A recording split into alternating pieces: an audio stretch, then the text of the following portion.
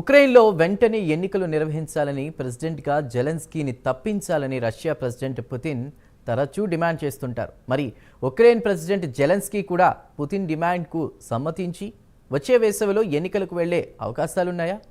ప్రస్తుతం ఉక్రెయిన్లో త్వరలోనే ఎన్నికలు జరుగుతున్నాయన్నటువంటి ఊహాగానాలు రాజధాని కీవ్కు ముంచెత్తుతోంది.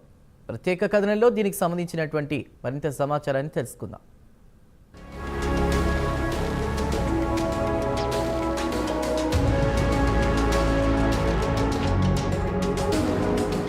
ఉక్రెయిన్పై రష్యా ఫిబ్రవరి 24, 2022లో యుద్ధానికి దిగింది.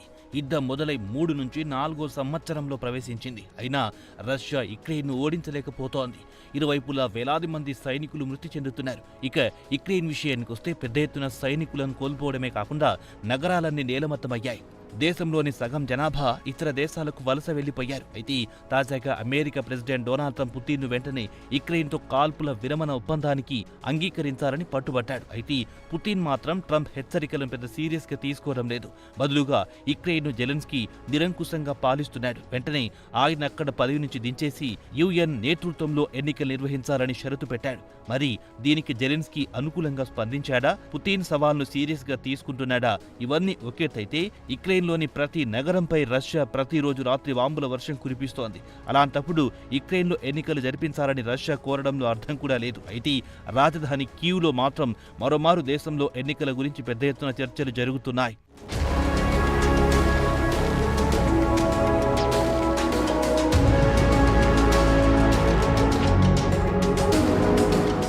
అయితే ఉక్రెయిన్లో ఎన్నికల గురించి ఇలా చర్చించుకోవడం ఇదే మొదటిసారి కాదు. రష్యా ఉక్రెయిన్పై పూర్తి స్థాయిలో యుద్ధం మొదలెట్టిన గత 2-3 సంవత్సరాల నుంచి ఎన్నికల గురించి పెద్ద ఊహాగానాలు వెల్లువెత్తుతున్నాయి. అయితే ప్రతిసారి ఇలాంటి ఊహాగానాలు వెల్లువెత్తుతున్నప్పుడు ప్రభుత్వం వాటిని ఇవన్నీ ఒట్టి పుకార్లే అని కొట్టిపారేసేది.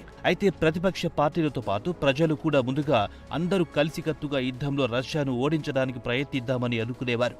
వాస్తవానికి ఉక్రెయిన్లో ప్రెసిడెన్షియల్ పోల్ గత ఏడాది అంటే 2024లో జరగాల్సింది. అయితే ఉక్రెయిన్పై రష్యా పూర్తి స్థాయిలో యుద్ధానికి దిగింది కాబట్టి ఉక్రెయిన్ ప్రభుత్వం ఎన్నికలను రద్దు చేసి దేశంలో మార్షల్లా ప్రకటించింది. అయితే పుతిన్ మాత్రం కాల్పుల విరమణ అంగీకరించాలంటే ముందుగా ఎన్నికలు నిర్వహించాలనే డిమాండ్ను మరోమారు తెరపైకి తెచ్చారు. డొనాల్డ్ ట్రంప్ కాల్పుల విరమణ విషయం తెచ్చినప్పుడల్లా పుతిన్ మాత్రం ఉక్రెయిన్లో జెలెన్స్కీని దించేసి ఎన్నికలు నిర్వహించాలని పట్టుబట్టేవాడు.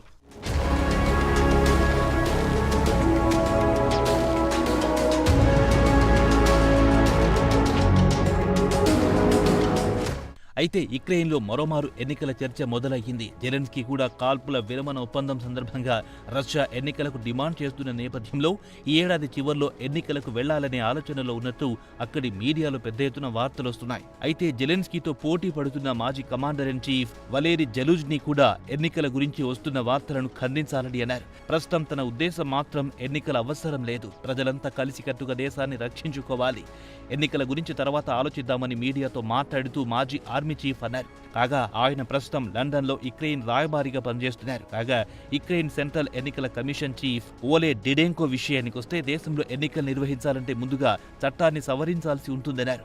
ప్రస్తుతం ఉన్న నిబంధనల ప్రకారం చూస్తే పార్లమెంటరీ ఎన్నికలు నిర్వహించాలంటే దేశంలో మార్షల్లా ఎత్తివేసిన తర్వాత 60 రోజుల్లోగా పార్లమెంటరీ ఎన్నికలు నిర్వహించాల్సి ఉంటుంది. 90 రోజుల్లోగా ప్రెసిడెన్షియల్ ఎన్నికలు నిర్వహించాల్సి ఉంటుందని ఆయన వివరించారు.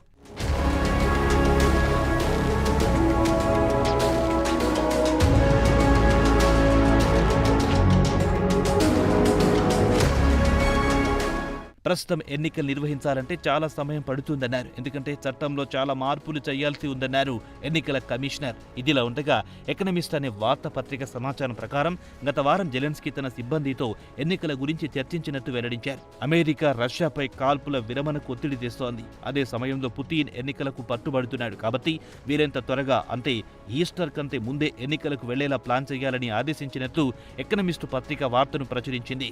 కాగా ఈ వార్తను పలువురు ప్రభుత్వ వర్గాలు ఖండించాయి. ఇదంతా ఫేక్ న్యూస్. కాగా ప్రెసిడెన్షియల్ వర్గాల సమాచారం ప్రకారం ఎన్నికల గురించి ప్రెసిడెంట్ ఎవరికి ఎలాంటి ఆదేశాలు ఇవ్వలేదని తేల్చి చెప్పింది. ఇవన్నీ ఒట్టి ఊహాగానాలే అని తేల్చేసింది. అయితే ప్రభుత్వ వర్గాలు మాత్రం ప్రస్తుతం శాంతి కోసం ప్రభుత్వం యత్నిస్తోంది, ఈస్టర్లోగా యుద్ధం ముగిసే అవకాశం కూడా లేదని స్పష్టం చేసింది.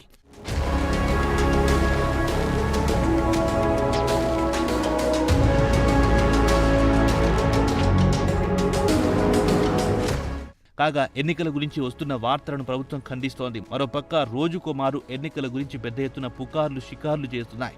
ఇక్కడ మరో విషయం గురించి యుక్రెయిన్లో పెద్ద ఎత్తున చర్చ జరుగుతోంది. జెలెన్స్కీని వైట్ హౌస్ కు పిలిపించుకుని ట్రంప్తో పాటు జేడీ వాన్స్ అవమానపరచడాన్ని ఇక్కడి ప్రజలు జీర్ణించుకోలేకపోతున్నారు. ఆ తర్వాత Kyiv international institute of sociology మార్చిలో నిర్వహించిన పోల్లో జెలెన్స్కీకి మద్దతు అమాంతం పెరిగిపోయిందని తేల్చి చెప్పింది. 69% ప్రజలు ఆయనకు మద్దతుగా నిలిచారు. అయితే విదేశీ రాయబారుడు మాత్రం జెలెన్స్కీకి ఇదే సరైన సమయం, ఎన్నికలకు వెళ్లి తేలికగా రెండోసారి ప్రెసిడెంట్ గా గెలవచ్చని సూచిస్తున్నారు. ఇక ఎన్నికల్లో గెలిస్తే రెండో టర్మ్ లో జెలెన్స్కీని రష్యా ప్రెసిడెంట్ ఇప్పటి వరకు తన గురించి చేసిన కామెంట్లంతా తనపై వ్యక్తిగత కక్షతో చేసినవని చెప్పుకునే అవకాశం ఉంటుంది. దీర్ఘకాలం పాటు శాంతి చర్చలకు ఒప్పందానికి పట్టుబడే అవకాశం కూడా జెలెన్స్కీకి లభిస్తుంది. గత వారం పుతిన్ ఐక్యరాజ్య సమితి నేతృత్వంలో జెలెన్స్కీని తప్పించి అక్కడ ప్రజాపాలన కల్పించాలని పట్టుబట్టారు. ఒకవేళ జెలెన్స్కీ గెలిస్తే పుతిన్ వాదనంతా తప్పు అని తేలిపోతుంది.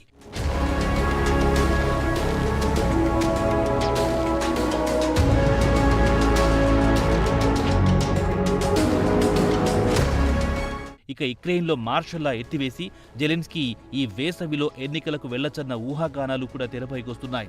అమెరికన్లు కూడా ఎన్నికలకు మొగ్గు చూపుతున్నారు. ట్రంప్ ప్రత్యేక దూత స్టీవ్ విట్కాఫ్ గత నెల 21న ఓ పాడ్కాస్ట్లో యుక్రెయిన్లో ఎన్నికలకు తాము సిద్ధంగా ఉన్నామని చెప్పారు. అక్కడే జెలెన్స్కీ ప్రజల ముందుకెళ్లి ఇటు అమెరికా అటు రష్యా ఒత్తిడి వల్ల ఎన్నికలకు పోవాల్సి వస్తుంది, వేరే గత్యంతరం లేక ఎన్నిక నిర్వహించాల్సి వస్తుందని ప్రజల నుంచి సానుభూతి దక్కించుకోవడానికి అవకాశం లభిస్తుంది.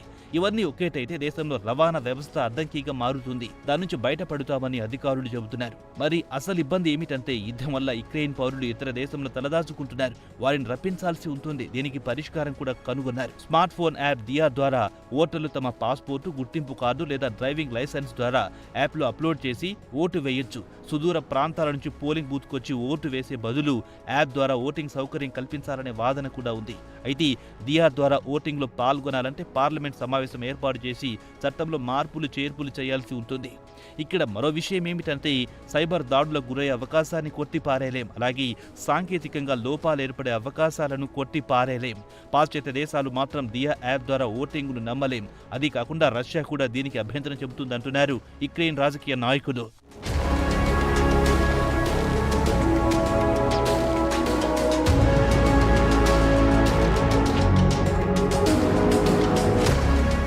ఇక ఇలాంటి పరిస్థితుల్లో ఎన్నికలు నిర్వహిస్తే రష్యా ఒత్తిడికి లొంగి ఎన్నికలకు వెళ్లాల్సి వచ్చిందన్న అపవాదు జెలెన్స్కీ మూటగట్టుకున్నట్లవుతుంది. పుతిన్ నుంచి ట్రంప్ వరకు ఎవరెన్ని ఒత్తిడిలు తెచ్చినా ఓటు వేయాల్సింది యుక్రెయిన్ పౌరులు. వారంతా ఎన్నికలను తీవ్రంగా వ్యతిరేకిస్తున్నారు.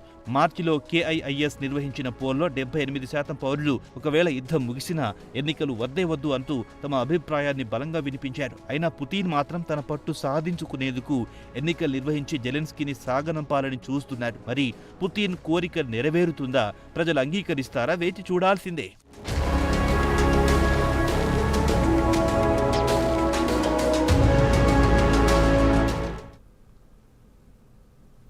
రష్యా